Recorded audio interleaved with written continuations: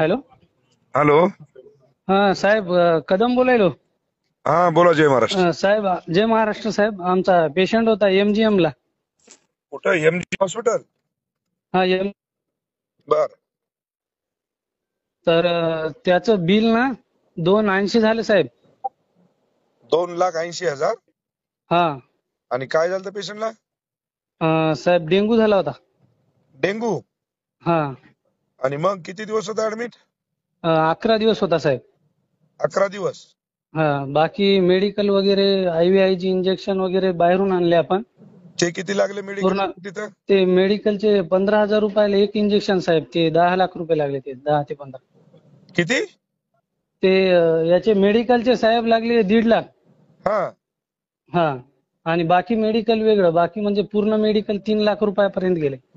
आणि हे 2,80,000 आलं? हा. हे 2,80,000 अलग बिल झाले. त्याच्यातलं आपण 1,80,000 रुपये भरले. बापरे. हा. आणि आता ते परत म्हणाले 85,000 रुपये भरा. आणि 3 लाख मेडिकलचे दिले बी? हा. ते तर बाहेर मेडिकलचे वेगळेच 3 लाख दिले. यांचं 280 बिल झालं होतं. तर यांना आपण 180 दिलेत. आता परत हे 85 भरा म्हणाले. दे दे डॉक्टरला फोन दे. कोण आहे ते? डॉक्टर नाहीत साहेब, ते बिलिंग वाले. कोण आहे बिलिंग वाला ते? बरं बरं, ठीक आहे.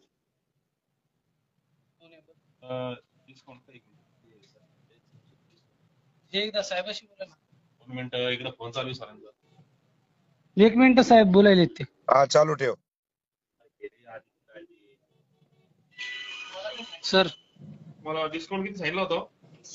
असं 21,573 सांगितलं. सर एकदा बोला ना इकडं. अरे साहेबाचा फोन आलेला आहे, थोडं 2 मिनिटं. अरे आमदार बांगर बोलायलेत म्हणाव. बोला इकडं, ते बोला स्पीकरवर केलाय. अरे आमदार बांगर बोलायलो. सर 2 मिनिटं सर, 18शी बोलतोय. बर दे दे. बोलणं झालं की बोल लवकर जरा.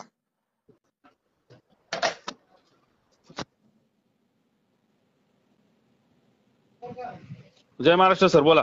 जय महाराज. अरे बाबा, हे डेंगू झालेला पेशंट 2,85,000 रुपये बिल झालं. 1,80,000 रुपये त्याने पेड केलं. 85,000 रुपये काहीतरी बाकी राहिलेत. त्यांनी मेडिकल 3 लाखाचं घेतलंय आतापर्यंत. माहिती ना सर सगळं मला. मी कर्मचारी बोलतोय सर. बरं मी ते काय कोण? सहकार्य करू ते मला सांगा तुम्ही. मी ते सगळं काय नाही, सहकार्य करतोय सहकार्य सर. काहीच करू नको. मी मला फक्त तुमचाच माणूस आहे सर मी. बरं बरं, ते डॉक्टरला बोलणं करून दे मला. कारण की 2,85,000 आणि 3 लाख हाव म्हणजे ना, हाव ना, हाव ना. 6 लाखाचं काय यांनी अमृत पाजलं त्या हाव लेकराला ना, हाव देऊ ना. जाणे. तेच मी काय करतो सर, वर त्यांना आयशूला पाठवतो सरांकडे. ताबडतोब त्या कोण सर हो आहे? हो. ते निकाले सरांच्या अंडर आहे सर पेशंट.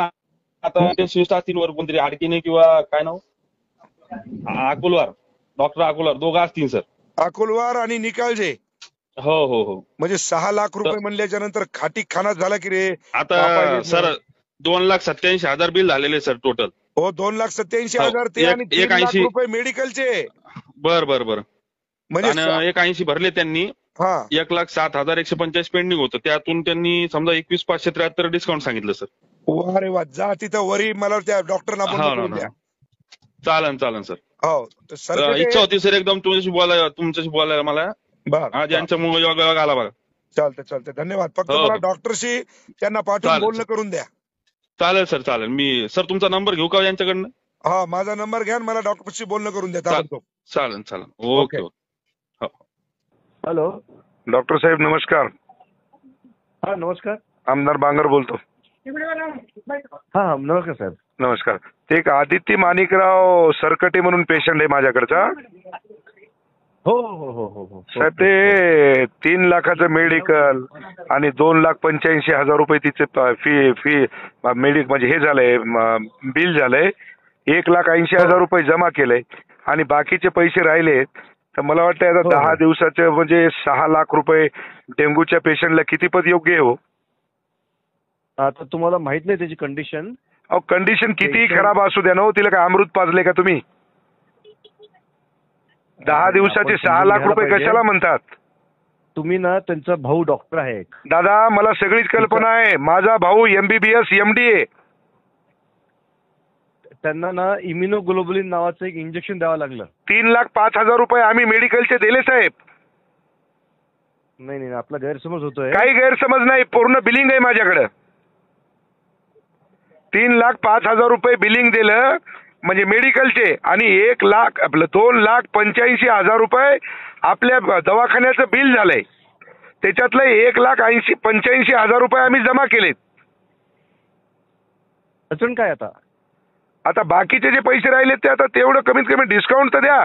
21,000 रुपये डिस्काउंट देताय तुम्ही, म्हणजे 6 लाख रुपये डेंग्यूच्या पेशंटला मेडिकल आमचं आणि 3 लाख रुपये द्यायचे म्हणजे किती पद योग्य हो सांगा बरं. नाही आपण आहे ना, आता आपण फोनवर बोलतोय. हा, ते जरा बोलणं आपल्याला, एक तर पेशंट अतिशय गंभीर होता, व्हेंटिलेटरवर होता. अहो किती व्हेंटिलेटर असू द्या ना, रोजचे किती रुपये लागायले त्याला मेडिकलचे सोडून.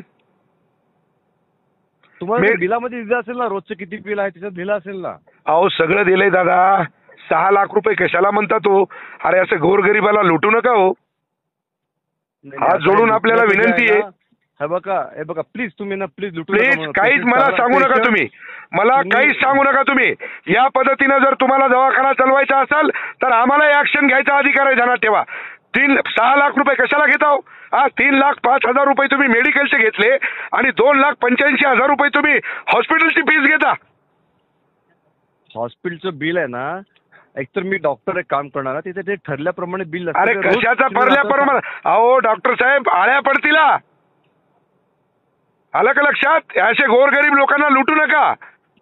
मी आता आरोग्य मंत्र्याला बोललोय, हे योग्य नाही, तुमचं ध्यानात ठेवा. म्हणजे जेवढं मोठं युनिट तुमचं हॉस्पिटल म्हणजे तुम्ही लोकांना लुटायसाठी केलंय का? ह्याला लुटणं कसं काय म्हणणार? पेशंट चांगला झाला, बरा. अरे पेशंट चांगला झाला तर पैसे घेण्याची काही पद्धत असती ना हो. हा, जे ठरलं. आता तुम्हाला कल्पनाच नाही पेशंट किती सिरियस होता. तुम्ही अहो किती पेशंट. वाटतं नातेवाईकांनी मला बोलले ना, त्यांनी सांगावं की आम्ही लुटलंय किंवा आम्ही. अहो मी त्यांचा नातेवाईक आहे हो, माझ्या मतदारसंघातला पेशंट आहे तो. नाही, मग तुम्ही मला अधिकाने फोन केलात की त्या पेशंट आपण दुसरीकडे शिफ्ट केलं असतं त्यांना. अहो कुणीकडे पेशंटला शिफ्ट केलं असतं, पण ही पद्धत आहे का? अहो ज्या वेळेस दुःखाची घटना येते ना त्यावेळेस माणूस अंगावरचं सगळं. तुमचं म्हणणं काय आहे? माझं म्हणणं एवढंच आहे की ते बाकीचे जे पैसे येतात ते घेऊ नका. बरं ठीक आहे, करा तेवढी मदत. सोशल मीडियाच्या भाऊ गर्दीत